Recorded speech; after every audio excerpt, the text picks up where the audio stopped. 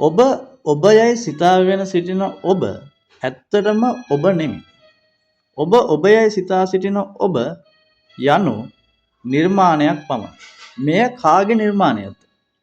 ඔබට නමක් දීලා ඔබ ඒ නමට අනුරූපව ඔබ සිතා ඉන්නවා මේ කෙනා තමයි මම කියලා. නමුත් ඔබ යනු නිර්මාණය කරපු වැඩසටහනක් පමණයි. මොකද්ද මෙහි අර්ථය? අර්ථය තමයි ඔබව නිර්මාණය කරන්නේ මුලින්ම ඔබේ දෙමව්පිය. ඒ කියන්නේ මව, පියා සහ නෑයා සහ සහෝදරයා. ඒ කට්ටියව නිර්මාණය කරලා තියෙන සමාජය. සමාජයේ විසින් දෙමාපියන්ව නිර්මාණය කරලා තියෙනවා. දෙමාපියන් විසින් ඔබව නිර්මාණය කරනවා චූටි කාලෙදී. ඊට පසුව පාසල විසින් ඔබ නැවතත් නිර්මාණය කරනවා ඒ පාසලට ඕන විදිහට. එහෙන් බැලුවාම ඔබ යනු දත්ත ගොඩක් පමණයි. ඔබ ඒ දත්ත වලට අනුරූපව තමයි ලෝකය දකින්න පුරුදු වෙන්නේ. ඔබේ දෙමාපියන් ඔබට කියපු විදිහට, ඔබේ ගුරුවරු ඔබට කියපු විදිහට, ඒ අය ඔබට ඉගැන්වපු විදිහට ඔබ ලෝකය දකිනවා ඒ මොළයේ තියෙන දත්ත වලින්.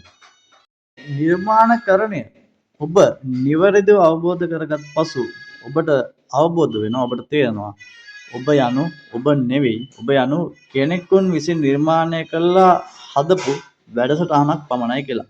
එතකොට ඔබ අද යම්කිසි තත්ත්වයක, ඔබ යම්කිසි තැනක, යම්කිසි මට්ටමක, යම්කිසි මානසික තලයක, මානසික මට්ටමක ඉන්නවා නම් මේ හැම දෙයකටම වක් කියන්න ඕනේ කවුද?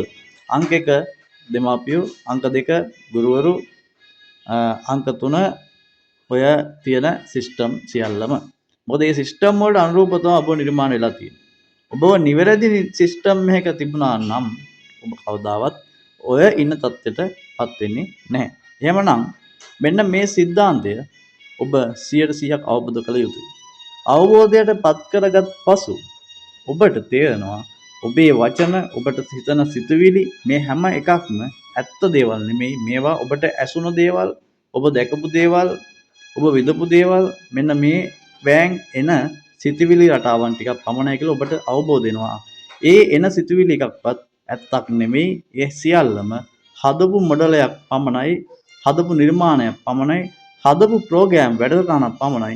අපි මේ වැඩසටහනට අනුව වැඩ කරන රොබෝලා ටිකක් පමණයි කියලා ඔබට තේරෙනවා. මෙන්න මේක ඔබ අවබෝධ කරගත් පසු ඔබට ඔබ කවුද යයි අවබෝධයක්, තේරීමක් ලැබෙනවා. මෙන්න මේ තේරීම, මෙන්න මේ අවබෝධය තුළින් ඔබ නැවත අවදි වීමක් වෙනවා.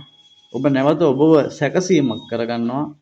මෙන්න මේ සැකසීම තුළින් ඔබ ලෝකයේ හරියට ඇත්ත වශයෙන් තේරුම් ගන්න උත්සාහ කරනවා.